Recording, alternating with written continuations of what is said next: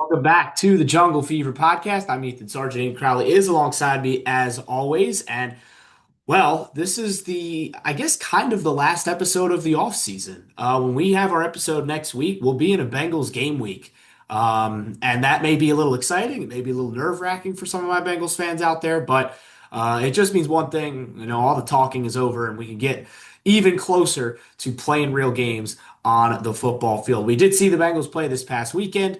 They did not get on the right side of the score again. Meaningless preseason game, but the Colts definitely got the better of them. A Bobcat got a touchdown. Coleman Owen, he scored for the Colts, had a great game. But the Bengals had some struggles. We're not going to dwell too much on that game just because not a ton of starters played. There were a couple of positive moments, but nothing really to write home to mom and dad about. But really, the big focus of this episode is who's making the team. 53-man cuts are tomorrow of this recording day. And, well, there's 53 guys that are going to make up that roster as the Bengals try to make the playoffs once again and try and make it to the Super Bowl. And while we know Joe Burrow is going to make it, there are a few guys that were very intrigued and going to kind of look both ways in terms of who makes it, who doesn't. And there are a lot of tough decisions that these Bengals staffs are going to have to make over the next couple of days. First off, let's just quickly talk on a little bit of what we saw on Saturday when the Colts, they did defeat the Bengals 41-14. Desmond Ridder got the ball for most of this game, and it was rough. It was rough on offense. Which kind of He stinks. Which kind of stinks because he was having, I think, a pretty solid camp. He had a good showing against the Eagles when he went out there that first preseason game. But unfortunately, I mean, that pick six he threw was bad. I think he'd be the first one to tell you that he can't have that happen. But I don't know. I think still, I will get into it. I think he's a guy that the Bengals might keep on the practice squad. I I don't know if agree. they outright release him or waive him or cut him. But yeah, I doubt, he was potentially at one point with Jake Browning looking rocky there at one point in the preseason and him playing well against the Eagles. He might have challenged for that QB2 spot, but Jake Browning put that to bed against Washington. Yeah, I thought again. I think Jake Browning was always kind of QB2, even with the Yeah, struggles against Philly. Unless something, unless he went like one unless for it continues. 30. Yeah. Yeah, exactly. So yeah, I think Dez is probably still their QB3, and like we've kind of said, really ever since they signed him, something's gone horribly wrong if he's playing. Kind of like AJ McCarron a couple years ago, if anybody remembers the what 3 or 4 snaps he took against Indianapolis in a live game in 2023, which kind of doesn't feel Yeah. real, but it happened. Again, Ritter, the stats aren't great, 8 of 20, just 75 yards and a touchdown. I did think Kendall Milton played pretty well when he got the ball. Again, that's another guy I think the Bengals will try and keep around. He was a guy that was around a lot last year, especially with the running back situation that they had. Did get a ton of snaps, but he's an undrafted guy that has come in. Two standouts. The big one, and the one that a lot of Bengals fans are talking about, is Matt Lee. He did not play a lot in the preseason, dealing with some injuries, but a lot of Bengals fans have had really high hopes for this guy ever since the Bengals took him in the seventh round a couple of years ago. And I think he showed a lot of people that he is more than capable, I think, of stepping into this offensive line at some point this season. Right now, they'll probably have him listed as a backup center. I think that is somebody they could use potentially at guard, but I think they would rather have him at the center spot because another guy I thought that performed pretty well when he played in the game is Seth McLaughlin. I think the Bengals have some of the best center depth in the NFL right now, which is a crazy thing to say. But Seth McLaughlin is, again, another guy. Saw him win the Remington Trophy at Ohio State this past season for the best center in college football. Unfortunately, tore his Achilles, is finally getting back on the field now. And I thought those two guys both played pretty well. I think both of those guys have big upsides. I think they're both going to be on the team potentially. I think they may keep Seth McLaughlin around. They paid, I believe, one of the highest undrafted free agent contracts to Seth McLaughlin, over $2 million to bring him in. I don't see a reason to cut him because of that. And I think, again, if you see the development post Achilles and you see what Seth McLaughlin is bringing to this team, right? The snaps were the big issue that a lot of people remember. A lot of fans at Ohio State were kind of freaking out about before the season with him. Obviously, the famous bad snap against Jalen Milroe in the Rose Bowl a couple years ago against Michigan as a Athens County fire truck rolls right in front of me. Thanks, guys. Um, I think the big thing with him is I think McLaughlin actually could potentially be more likely to move to guard than Lee is. I think they're pretty entrenched and firm with Lee as the backup center, and Lee may well get some snaps this year. We'll see. But I think both of those guys provide you very good depth, less at the center position, but more just interior guards and spots. Again, with the lack of that they have, and we've talked about Risner, we've talked about them looking outside and all that. We're going to have to wait and see. And I think another thing to keep an eye on, and we'll talk about this when we get to our 53-man production list, is when other teams make cuts. The Bengals, I think, are going to be one of the more active teams on the waiver wire. I think that they're going to look for help at safety. I think that they're going to look for help at corner, and I think that they're going to look for help at the line. I think that they're going to be active. I could see multiple claims from some guys that are 54th, 55th mans on some other rosters that trying to sneak them away on practice squad. The Bengals could be active on waivers. And we've already heard Zach Taylor and Duke Tobin talk about it recently. I could see them picking up quite a few bodies that are not in the building as of right now. Yeah, absolutely. On that Risner note, word on the street, again, it's just speculation right now, is that the Bengals offered Risner a vet minimum. Shocker. And so, and the report is also that the Bengals allegedly view Risner more in a backup role, which also I think is kind of shocking given the situation that they're in right now. I think that's if those reports are true, that's one of the reasons why Risner's not in Cincinnati yet. He's still obviously weighing his options, but I think that is incredibly I disrespectful for a believe he guy. left both Pittsburgh and New York without deals. So Yeah, I think, well, I mean, probably something on the table similar to Cincinnati. right, But right.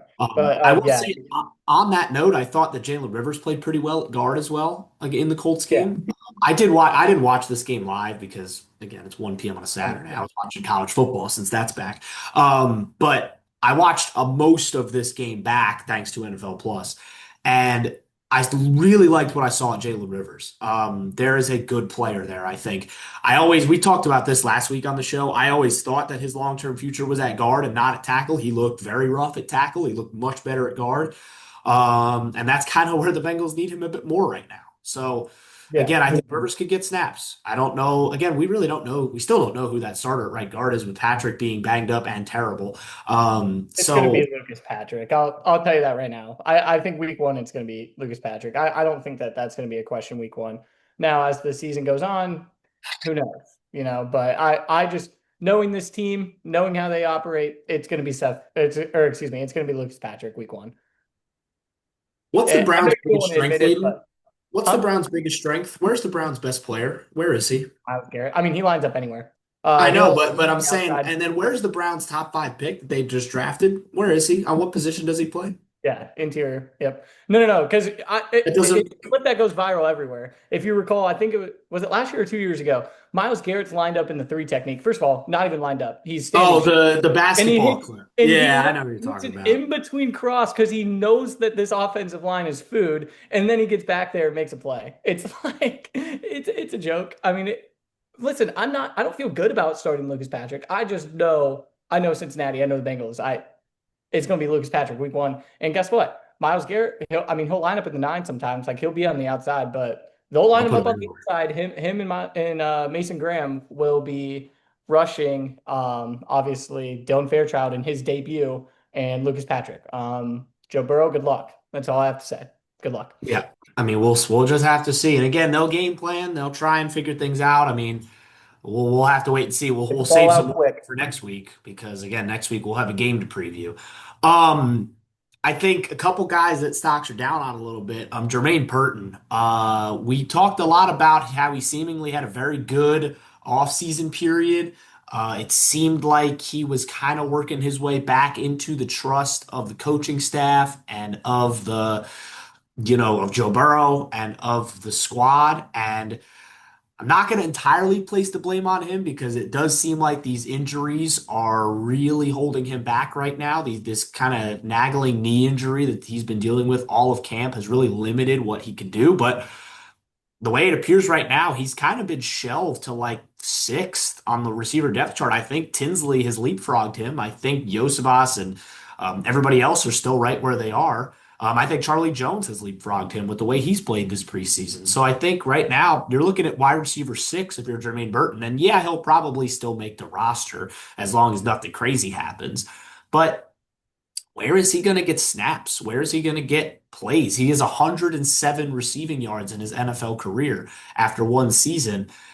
I don't really know what the plan with him is right now, and I don't know if there's anything like again, I don't really know if the Bengals need to do anything with that because they have better depth in front of him. I think, and again, like I said, I don't think it's all his fault this time, right? Last year, yeah, a lot of that was his fault. This time, the injuries, you can't control that. It's unfortunate, but that and the performance of other people in camp, Tinsley has been stellar. Charlie Jones has been fantastic. They've both gained great rapport with Joe Burrow and with that offense. I think that if you were to have an injury to Jamar Chase or to T. Higgins, I think Tinsley or Jones would get the call over Jermaine Burton at this point.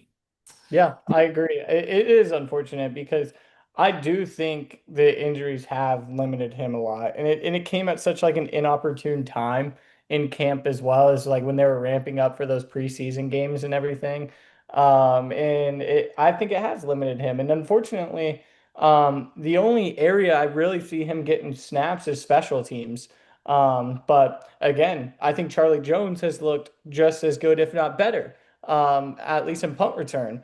And so this spot on this team for him, I agree with you, has been pushed down a decent amount. Charlie Jones has just had a stellar camp. I've been really impressed with what I've seen from him. And then obviously Tinsley's had those couple catches. I would be a little hesitant to say that Tinsley has completely jumped Burton yet. But I think that's much closer of a battle than Burton to Jones, which I think is saying a whole lot. Yeah, I think again, it's just not ideal if you're Jermaine Burton. And again, it's really not a lot of it, at least this time, a lot of it is not his fault.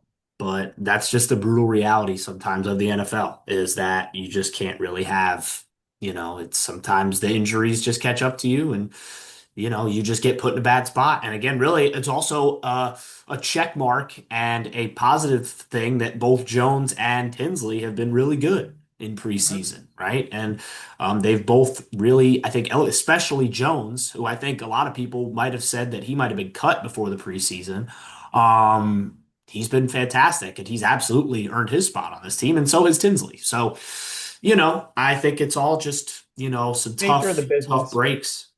Yeah, Yeah, it's just yeah, nature of the business, unfortunately. Like, sometimes you'll lose your spot of like some stuff that's out of your control. Like some guys just come in and play better, and it's tough, and like you might be limited by injuries, but unfortunately, in this yeah. league where teams are trying to go out and compete and win games, like they don't necessarily care too much about those external things, and that's the harsh reality, I think. So I And hope he bounces back. the other, I guess, negative I'll say, this has nothing to really do with the Bengals, to be honest, but it's ridiculous, and I'm going to bring it up anyway.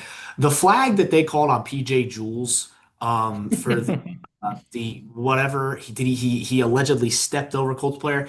It's the softest penalty I've ever seen, and I already you can smell that it's going to cause nonsense in a game. Yeah. I just think it's ridiculous. These guys are getting paid out there to entertain, right? At the end of the day, sports is entertainment, right? They're big boys. We're not 5-year-olds. This isn't U7. Like, let the guys celebrate a little bit. You're trying to market everything as this big global league. Yeah, it is. But you're gonna take everything off and it's so silly and Jewel I was using that as an example because it's Bengals related, but we've seen it all preseason. You can't do the little nose wipe thing anymore. You can't step over people anymore. It's just like, and you can smell that there's going to be a big penalty in a big moment, and I'm not going to say it's going to favor any specific team, but it's gonna come up in a big spot. Yeah, And it's it's the classic, point of emphasis from NFL refs in the offseason. This is a point that they wanted to tackle, so they're going to overemphasize it to the point that, it becomes an issue. I understand it from the perspective of like brandishing weapons is one of their big points Yes, of I get emphasis. that I 100%. understand that there's kids Can't watching. be can't be going You like don't want this. them out. Yeah, you don't want out them doing finger guns and shooting each other. Like I understand that. makes complete sense to me. But I recall back to what Burrow said one time when he was asked something similar about celebrations after the play, and he just straight up said, "Yeah, if you don't want to get celebrated on, don't give them a reason to. Like, just win your reps." And that's kind of the area that I fall into because, like you mentioned, these are professional athletes. Like, if you don't want guys celebrating on you, like, just don't let it happen. You know what I mean? Make the play. So these are grown men. They can handle a little, a small taunt every once in a while. I'm always going to be the camp of let the boys taunt as long as it's nothing like absolutely egregious. But yeah, that's my take on it. I understand the brandishing weapons thing, but it feels like they're going to take it one step too far. But we'll see. Yeah, yeah. And I think it's going to be interesting to see kind of how that gets officiated over the course of the season. I think that's the big question is where will the line be really? Because it changes every year. So we'll have to see. Just going to be interesting to see what the league decides to emphasize and what they don't. Again, the shield is the shield. They will do what they want to do. Let's take a look at the roster. 53 man is tomorrow. I think there are a lot of tough decisions the Bengals have to make at a lot of big spots, but let's start with the lamps. I was going to say, let's do the easy ones The first. quarterback position is very easy. Joe Burrow, shocker, will make the roster, as will Jake Browning. Like we mentioned earlier, I imagine they will try to bring Desmond Ridder back in some capacity, probably to have him on the practice squad. I think running back is very easy. I think it's Chase Brown, Samaje Perine, and Taj Brooks. Yep. I don't even think you need a fourth. I think Nope. all those guys, I imagine like a Brightwell or a Milton may hang around on the practice squad, but I don't, those are your three guys, and those three guys will be, I imagine all three of them are going to be active most game days. I agree. Um, I think you have six receivers, and this is where you start to get into some of these tough decisions. I, Obviously, Jamar, T, and Yoshi, I think, are all pretty much good at this point. I think Jones is good at this point. Then I think you get to three here, and I think Isaiah Williams ends up being the odd guy out, unfortunately. Despite how well he's performed in the preseason, I think it's Tinsley and Burton that get those last two spots. You could absolutely make an argument here for Isaiah Williams. I think this is the first real interesting conversation we can have here. He's had a great camp. He's a value in the return game.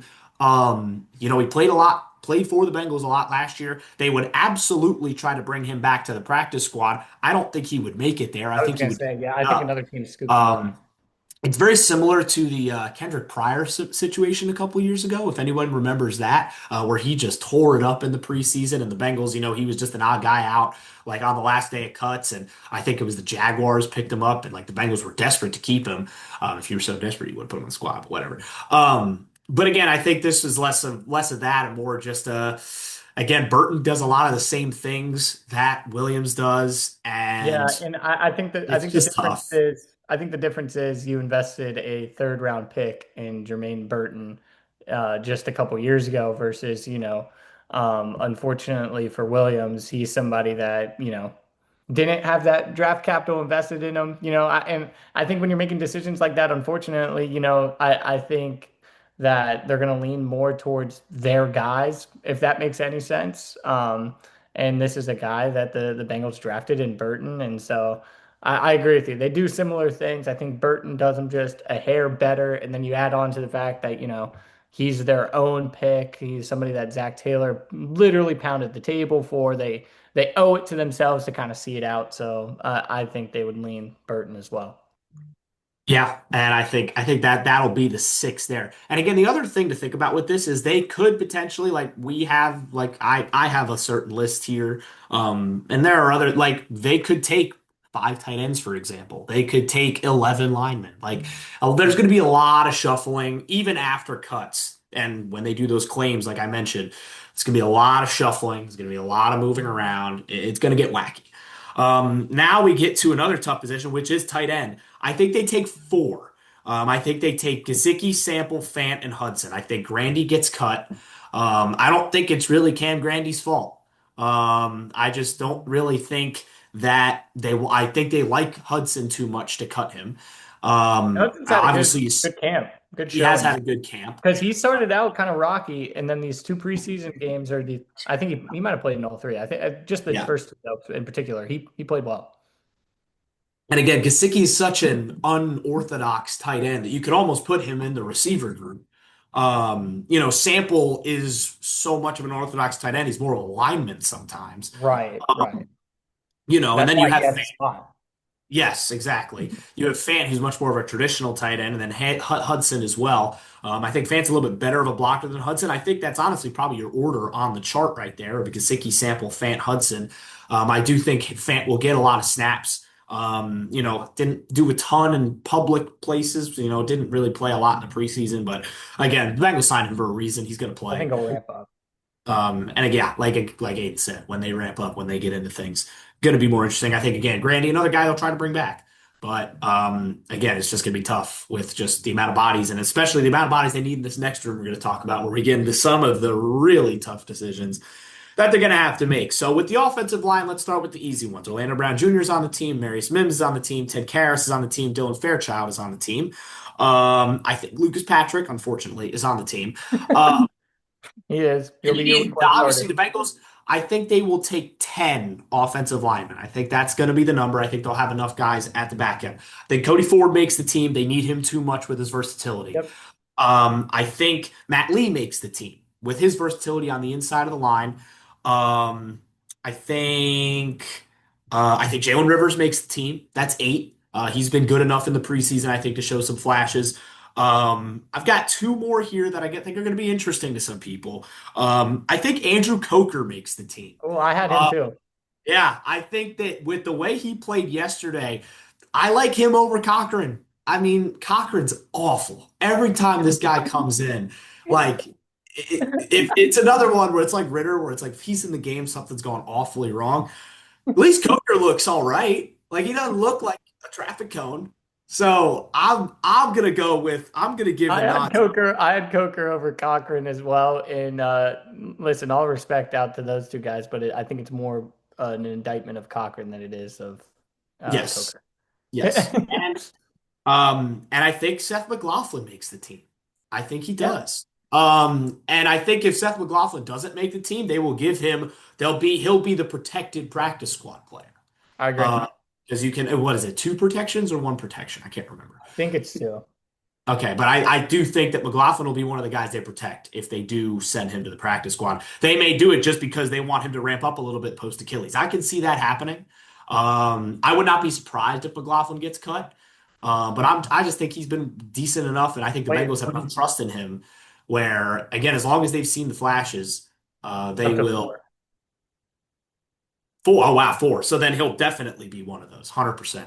So he could well get cut in that situation, and you take it down to 9, and then you just protect him on the practice squad. But for the sake of this exercise, we'll just say he makes the team at 10.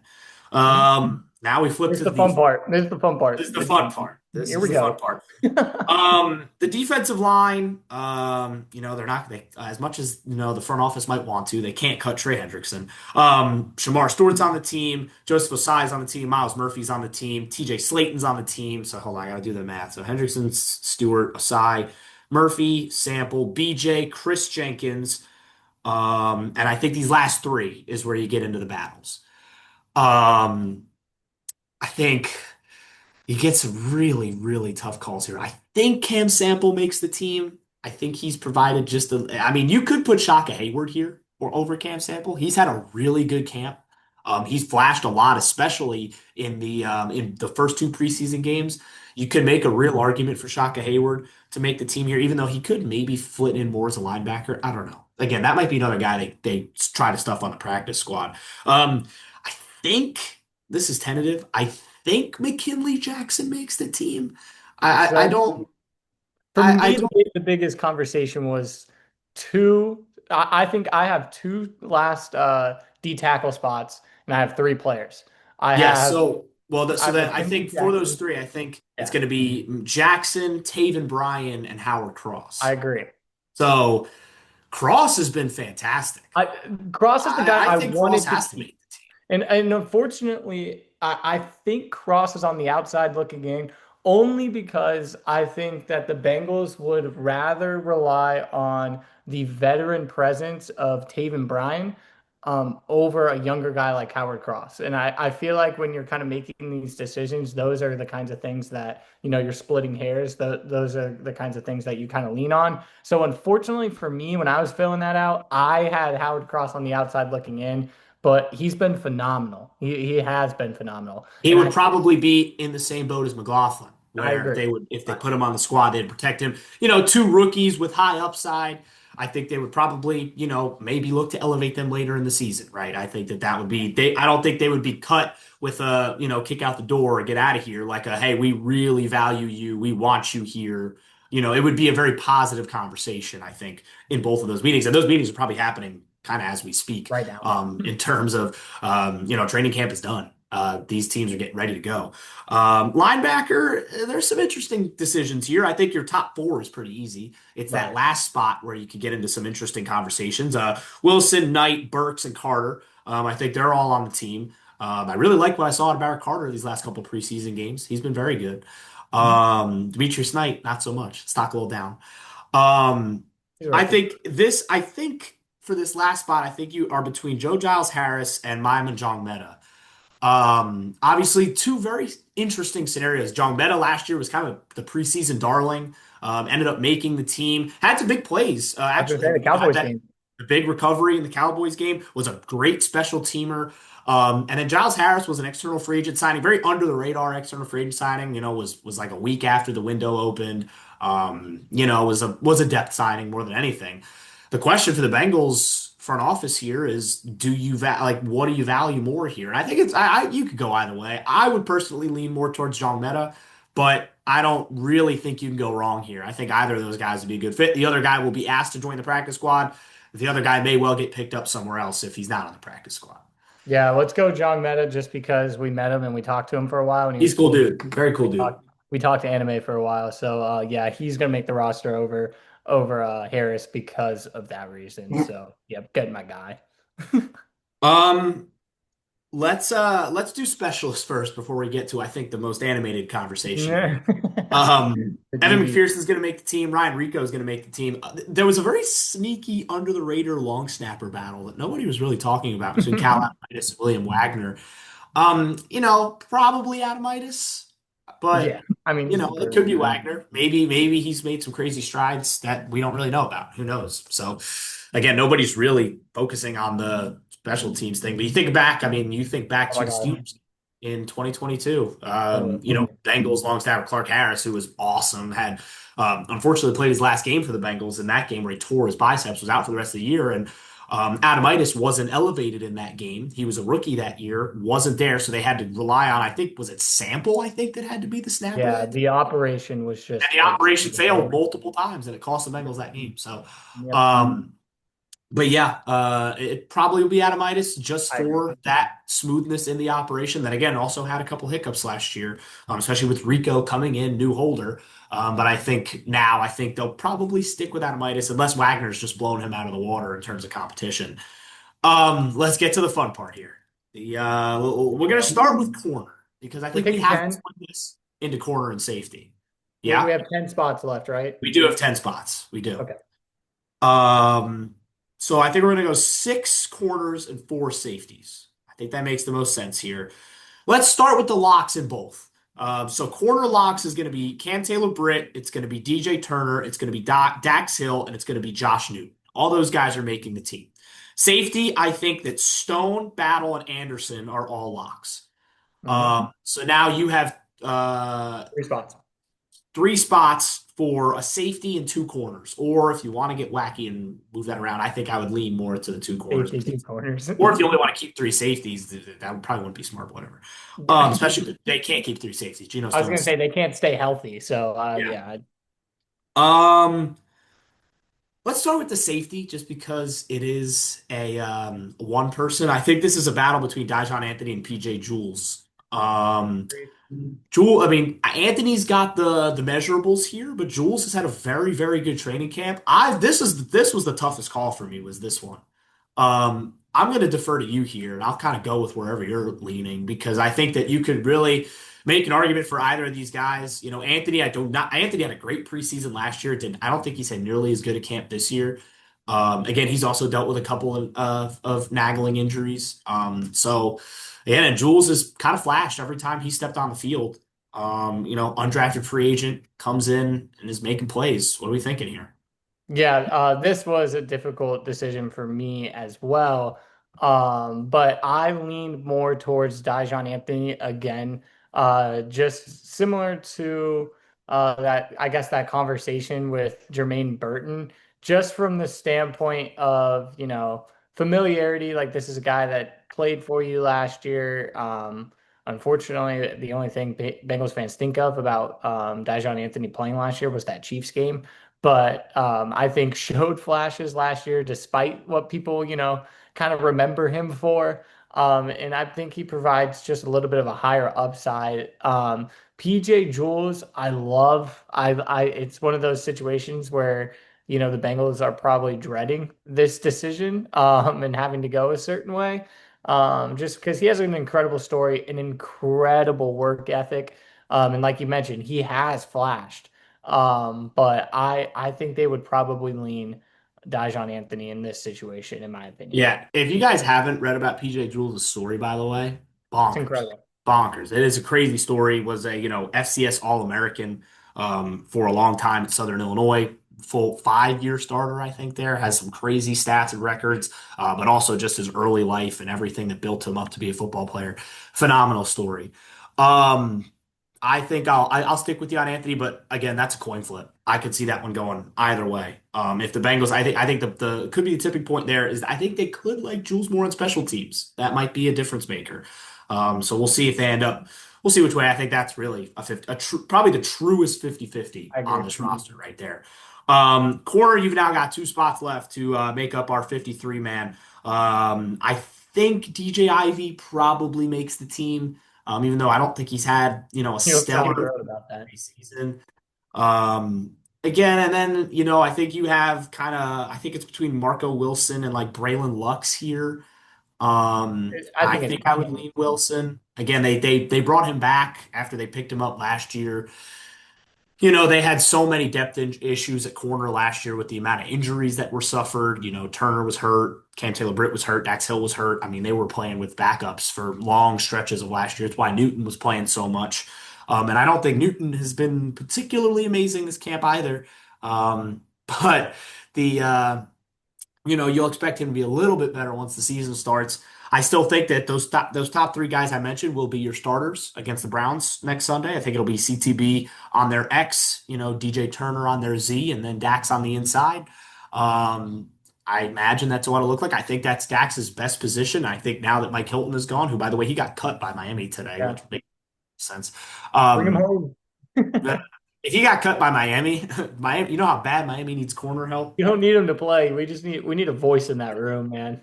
Yeah, Voice. yeah. He I doesn't think have to it's a play. valid argument. But I think they'll go with Ivy and Wilson. I think again, I like you've agree. kind of said, the big theme of these cuts is they're kind of valuing experience more.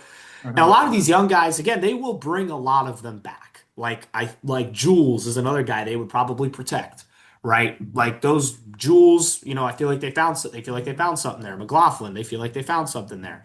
Um, Cross. They feel like they found something there. Those guys were all undrafted. Jules was 23, the other two were 2024, right?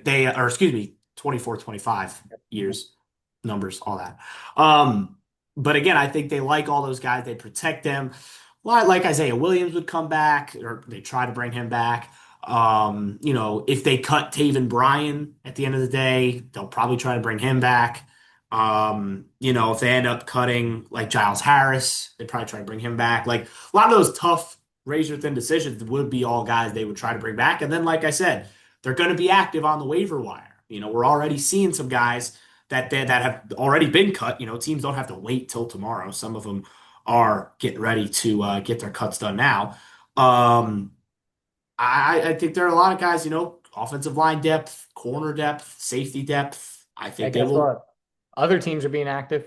That Yeah. that's been kind of the part of this time in the offseason that's kind of frustrated me a little bit.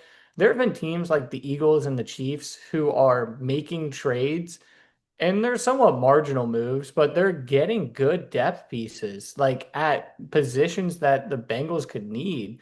Like specifically, the Chiefs just made a deal and brought back a nose tackle for them that has been with the team for a decent amount of time and everything. And it only cost them a late round third day pick swap between a sixth and a seventh rounder.